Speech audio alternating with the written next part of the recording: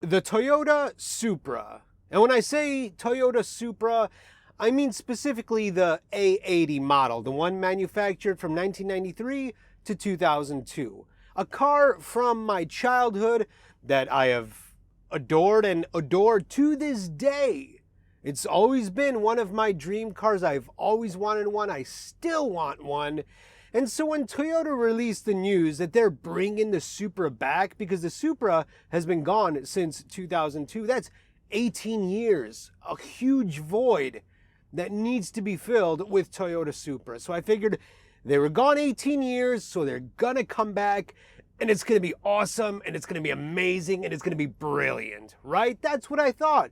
Then they released the design of it, and I thought, yeah, I was expecting something that would be like the throwback to the A80. And it's, I guess, kind of, sort of reminiscent of that design. But I could deal with that design. I could handle it.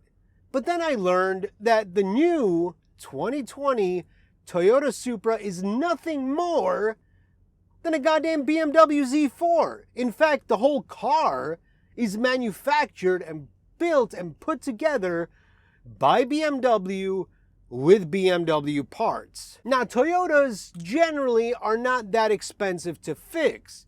This Toyota Supra, however, if it breaks on you, you're going to be paying BMW prices to get that son of a bitch fixed. And it ain't cheap. And besides that, I know people have this view of BMW being this amazing ultimate car company that makes high quality products.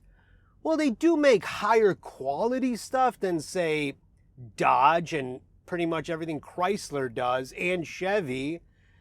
But they're not exactly 100% German engineering super quality as most people think they are. They're just not.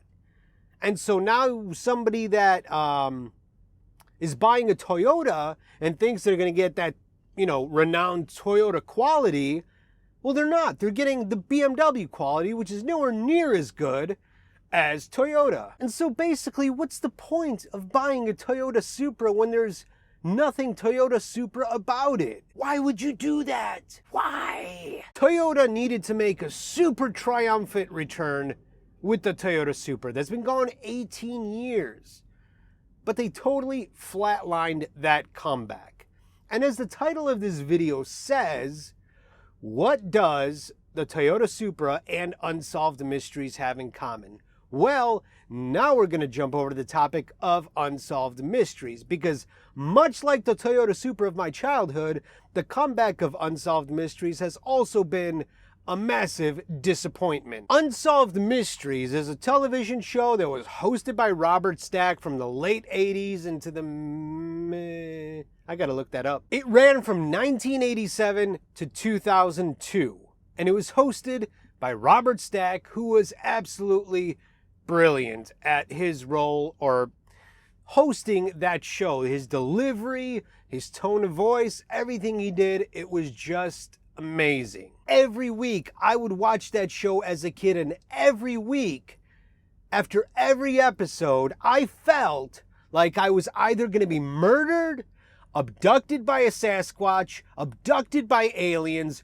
or goosed by some demonic spirit while I'm trying to pour myself some milk in the kitchen. But despite that fear that it would put inside of me, I would come back the next week and watch that episode. And I kept on doing that for many, many, many, many years because the show was just brilliant. But then in 2002, the same with the Toyota Supra, they both just went away.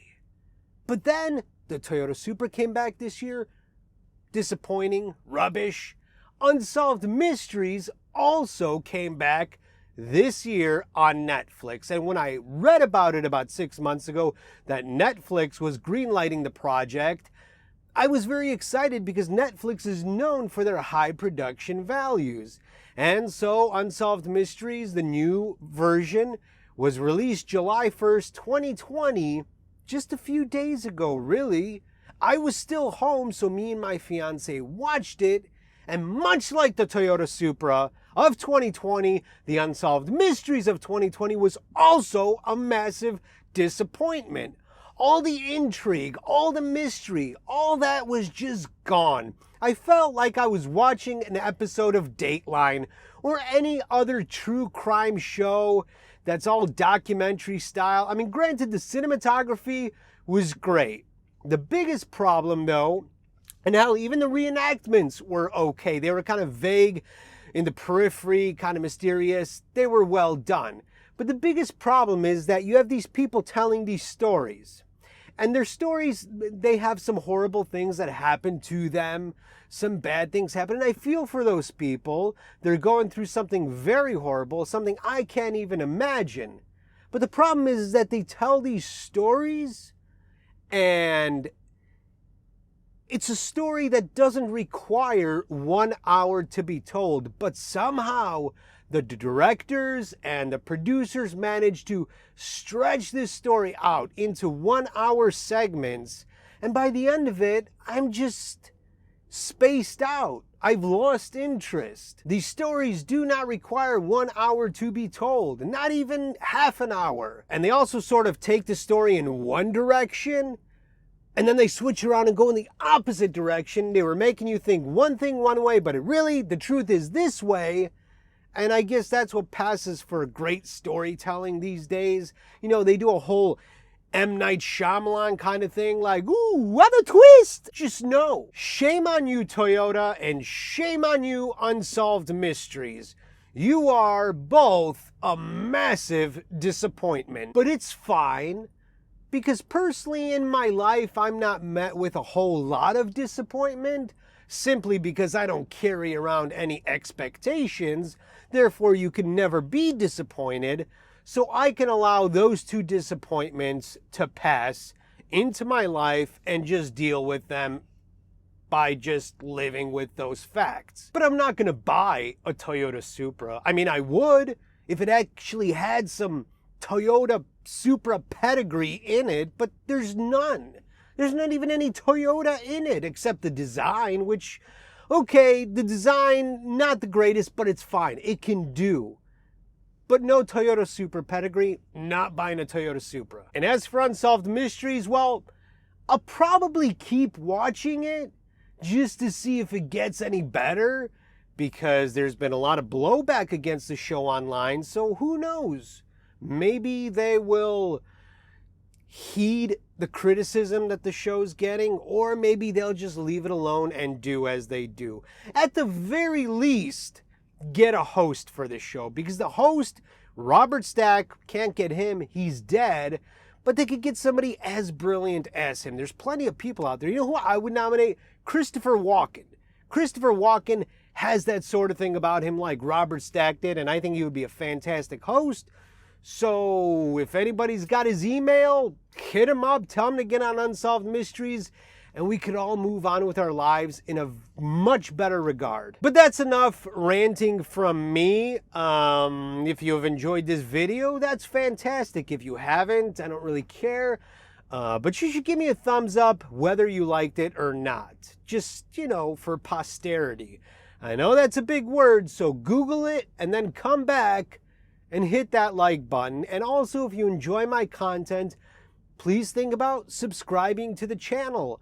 Hit the subscribe button and hit the little bell next to it to receive notifications every time I upload a lackluster, crappy video such as this one, and we can both get on like that just fine. I'm just trying to see if you could see how sweaty I am, because I have to record these videos while my truck is off, because otherwise there's so much background noise and I'm just yelling all the time, and I hear in the background, and nobody needs that. Ooh, afterthought. Those people from Unsolved Mysteries for the next season, what they can do is try and figure out why Toyota decided to have BMW manufacture a car like the Toyota Supra, so iconic, and disappoint all Toyota Supra fans. Or not all Toyota Supra fans, but a lot of them. A lot of them are disappointed, and I am one of them. That's a mystery that they should get down to. Now, I get they're probably going to come back and say something rational like, Well, a car like a Toyota Supra isn't a very big seller, so investing millions upon millions of dollars in research and development isn't just, fiscally responsible or something like that. I don't know. But they should do it.